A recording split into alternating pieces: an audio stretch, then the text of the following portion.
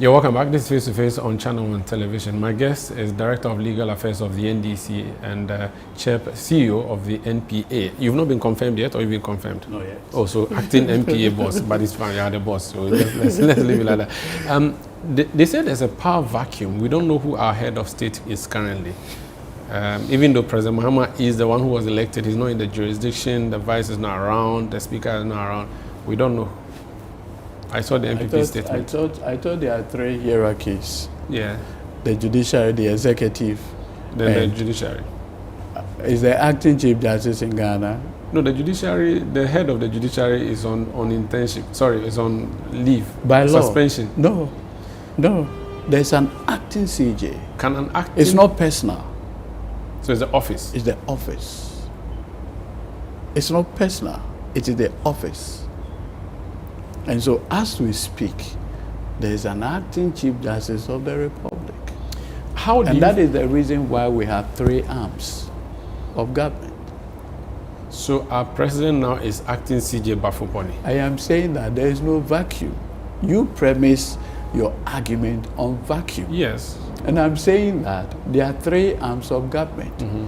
So if the executive head and the vice are not in, the legislature is not in, but the judiciary is in, there's no power vacuum. Even though the head of the judiciary is on suspension. The Constitution says, in the absence of the senior most act as the CJ.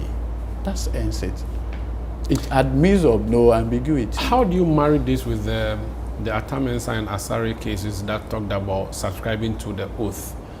Yes, when you act as president? Yes, you know, it was, and I remember His Lordship Justice Badebe's judgment where this issue came up, and he has to, because I think the Honorable Duajaho decided that he was not going to take the oath, and that matter came up, and my Lord Justice Badebe raised that issue. And on this note, I just want to wish his family the deepest condolence, my own senior Assad and the others, on the loss of Justice Badebe, one of our foremost judicial minds. That's a very interesting case, like you pointed out. As to whether the oath has been administered or not, I'm not in position to say I know or I do not know. But what I can say is that there is no power vacuum. It does appear that the president is in the country. He's back? But he's in the country. Even if he's back, there was a period where he was not. So I think that's where we are discussing. He's in the country. What's your personal view? There's a view that, and I've seen, I think, as Professor Azar make a comment that we should do away with the Atamensa and Asari case, which says that when the president is not around, someone should subscribe to an oath to act, and that wherever the president is, because of technology and digitalization, we should say that. So there's even a broader conversation. When you say you are acting president because the president has traveled, what can you do? So when you are acting CJ, what can you do? No, acting CJ is different. How? You run the office. Okay. The reason why I'm asking so acting president, you run the office? No. When it's just the vacuum, it's a legal construct. That, so for instance, without, when Prof. Mills died, from the time he died to the time in the evening when President Mahama was sworn in, there was a vacuum. Would you say there was a vacuum? Depends on how you look at it. Exactly. That's why I say it's a legal construct. Legal construct in the sense that even the person who acts, assuming that the speaker is acting, can he exercise executive authority? No. So it's purely a legal construction. Can the speaker, whilst he acts, disappoint a minister? Hire or fire? Hire or fire a minister? No. So it's toothless bulldog? Completely. The whole idea is that, at least at every point in time, as opening being with you. So do you think we should just scrap the law and let it be that president is president whether or not he's Maybe, in the jurisdiction? I mean, it should serve as a reminder, without more. You do not want to give me your personal view on that? It should serve as a reminder, without more. Since we are talking about legal matters, the head of the judiciary, until she was sent on suspension, Gertrude Esaba Tokono, the view is that your party, which you are the head of legal for, deliberately planned to remove her, and that you came in, and there's even an allegation that a petition was cooked at Jubilee House, and she has been sent on suspension to allow you as a party to do whatever you want to do with the judiciary. They are playing chaskele with the judiciary. What's your response to that? Your platform has always been a very serious platform. And it will continue to be. And I appreciate the kind of individuals you bring. One thing you don't know is that there are 2, maybe 3 or more programs that I don't miss. Yours, really? And Eyewitness News. As for Eyewitness News, I think I'm a disciple. Okay. Of Eyewitness News. I hope you are not patronizing me so that when you don't answer me well, I will not press you. No, I'm just telling you that I am a disciple. I'm honored, sir. Of Eyewitness News. And there are instances where I've had to do editorial from. Yes, you know. The reason why I brought this in is that the NDC considers very serious the 3 arms of government. And so, from 1992, especially the political party with that association with the birth of the Constitution, we have always done everything to ensure judicial independence, very important. Now, when I heard some of the comments you repeated on this very esteemed platform, and again, they are not befitting of this platform, in the sense that, listen, her ladyship, now suspended Chief Justice Gertrude Tokono, received bipartisan support when President Nana Addo Dankwa Akufo-Addo nominated her for the Chief Justice position. Bipartisan. If the NDC was minded, would have opposed her nomination even to the Supreme Court. The issues that have grounded this petition, unless by clairvoyance, how was anybody going to determine that her ladyship, the Chief Justice, was going to conduct herself one way or the other? Witchcraft? So how can somebody say that the NDC had crafted a scheme to get her out? The same political party that gave her bipartisan support in Parliament. The same party that was constantly demonstrating and saying she's not fair to them. No, let me show something. When there have been President Nana Addo Dankwa Akufo-Addo nominees to the Supreme Court that the NDC opposed and were put to a vote on the floor. My Lord Justice Gawu, his nomination... From your region? Yes, and a judge I respect so well. In fact, as lawyer, I was always interacting with him at the whole High Court as a senior brother, right? Whatever it is, 2 judges appointed by President Nana Addo were opposed to the extent that the committee could not agree on their approval by Parliament, to the extent that it was put to the House for a vote. Correct. In the case of a ladyship, the Chief Justice, now suspended, bipartisan. I recall the Honorable Ato Forson as the minority leader then, together with the NPP, unanimously approved her from the committee level to the House. This is the party NDC. So where from this idea? We've heard you say things whenever you go on demonstration. You say that the Supreme Court has become the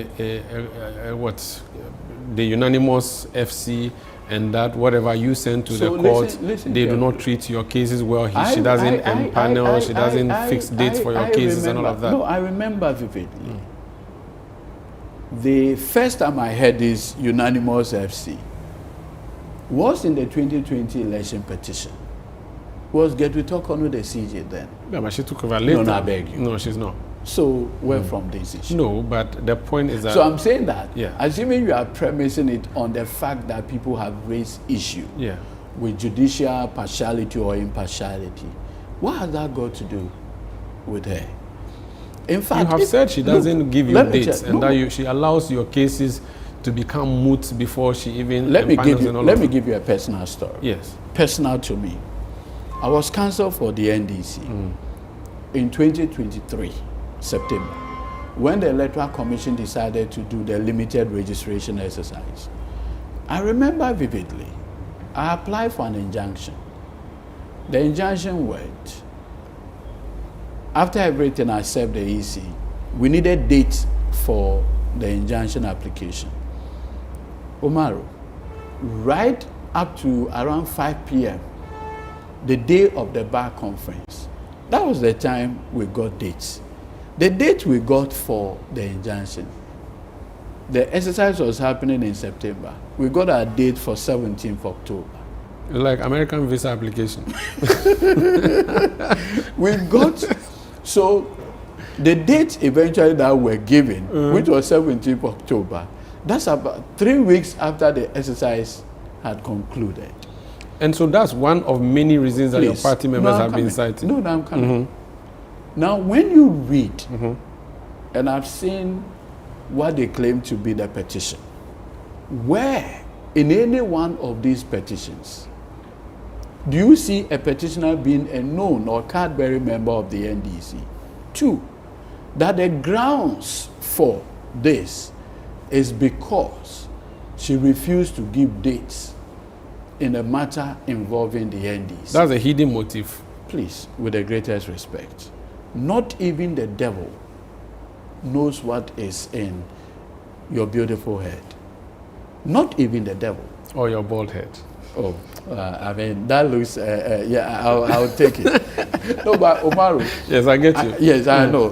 But all that I'm saying is that in all fairness to the National Democratic Congress, no such thing.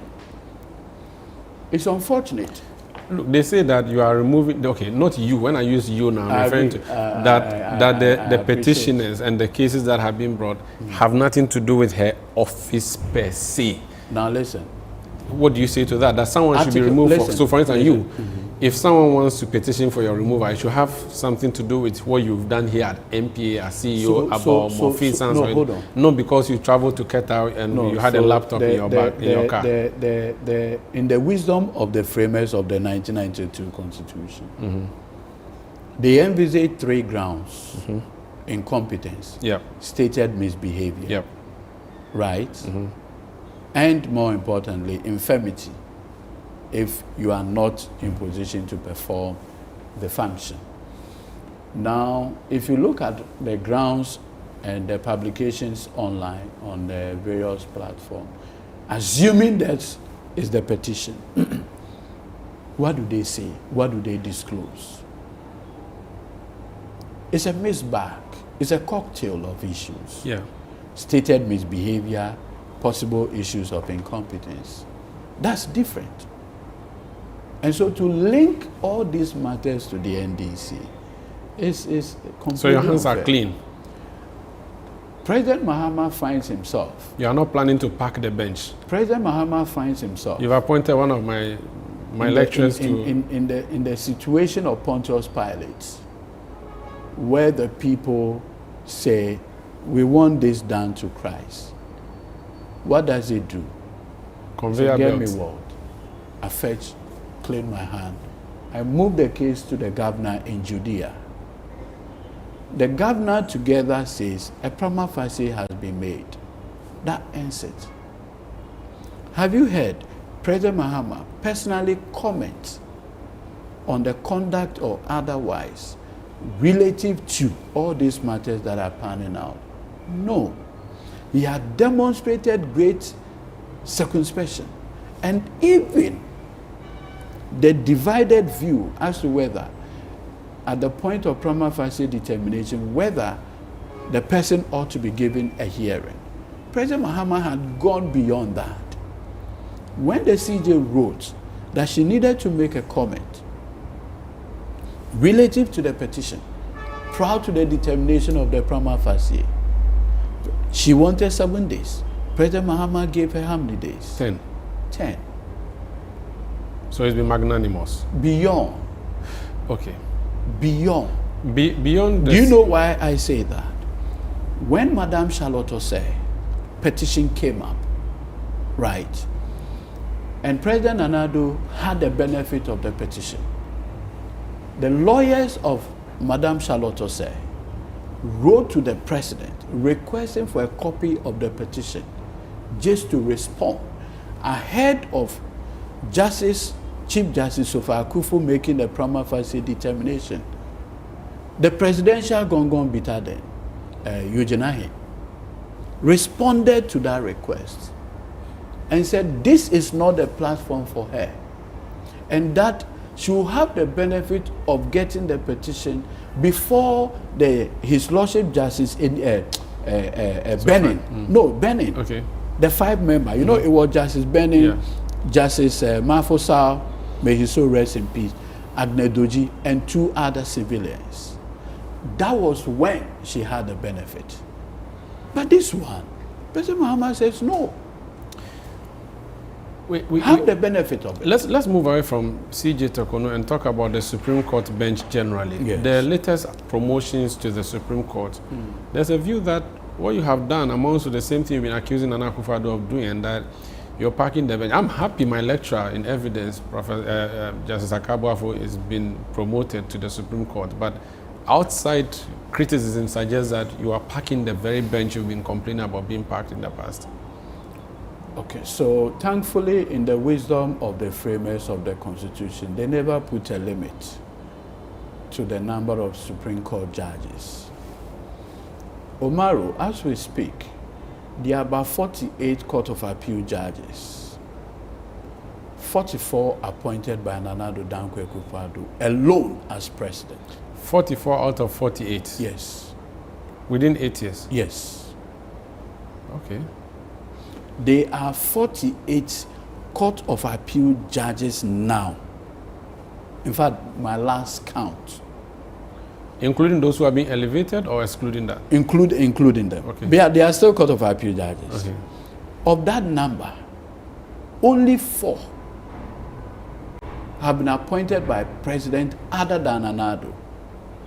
So of the I'm just wondering, so of the 7 who have been promoted, 3 must have been appointed by Nana Akufo-Addo. And that is the case. Okay. Amalbo, Don't mention it. No. I'm just saying. Hafisata, His Lordship Justice Akabuafo, Janapari, Bataskujo, Justice Bright Mensah. So out of the 7 that President Mahama is promoting or elevating to the Supreme Court, only 2 are not Akufo-Addo's appointees. My Lord Justice Senyo Jamepe, my Lord Justice Dennis. The remaining 5 are all persons who President Akufo-Addo appointed to the Court of Appeal. Each one of them has a distinguished judicial career. Look, I was taught by His Lordship Justice Dennis at the law school. I know Justice Senyo Jamepe's record. If you pick the time when he was in the tribunal in Wa. When you had tribunal in this country? In Wa. When he was in Borga. When he was a state attorney in Ho. If you put the work he's done as a judge from the tribunal, that's over 30 years. I don't know who today has that record. I don't know anybody. I don't know anybody living today. So he surpasses Sir Dennis? Yes. No, Sir Dennis came in 2010, just as him, at the Court of Appeal. Okay. But he came from the bar. Okay. He had been a person you call district magistrate. So, in fact, currently, my Lord Justice Senyo Jamepe is somebody who had gone through the mill from scratch to this level. I don't know anybody who will say. Okay. So these are justified. I am promotions. saying, look at someone like His Lordship Justice Akabuafo. Excellent jurists. Excellent jurists. Look, I have litigated before him. I did Zanato before him. Right? I did Zanato, the High Court, before him. In fact, it was before His Lordship Justice Akabuafo that I did when I was doing the Zanato, I asked for the referral to Supreme Court. He refused. I went for a certiorari against him, and he succeeded. That is how come the Zanato matter ended up at the Supreme Court. I also did Atoforsen before him. Look at his lead judgment. I've done other matters before these judges. Each one of them has a unique judicial disposition. Excellent juries. If you look at the pick, my Lord Justice Sir Dennis, like I pointed out, in fact, the senior most is Justice Senyo, because he had been at the court longer than all of them. Right from the tribunal in Wa. In the 90s, when was the last time you heard of the tribunal? You understand? So this is a man that has served Ghana from a state attorney. Very well. Okay. In the 80s, right into the 90s to now. So it's not an attempt to neutralize. Neutralize what? As I speak to you. Like what the president said to your bar, your version of the bar association. In 8 years, President Anado had done 18 Supreme Court judges, some on retirement. Currently, there are about 15 or so Supreme Court judges. Only two have been appointed by a president other than Akufo-Addo. My Lord Justice Poaman, my Lord Justice Bafo-Boni, all the rest were nominated, but excellent judges. Very well. Excellent Supreme Court judges. Okay. I need to take a break. Thank you. This is Face to Face on ChannelOne TV. Edudzi Tamakloe speaking to us there. He's plenty of positions now, so I'm not sure which one to. Let me just say lawyer Tamakloe. When we come back, I'll ask him about his office that he's occupying now, MPA, why we are not seeing a reduction at the fuel pumps, even though the dollar is struggling against this.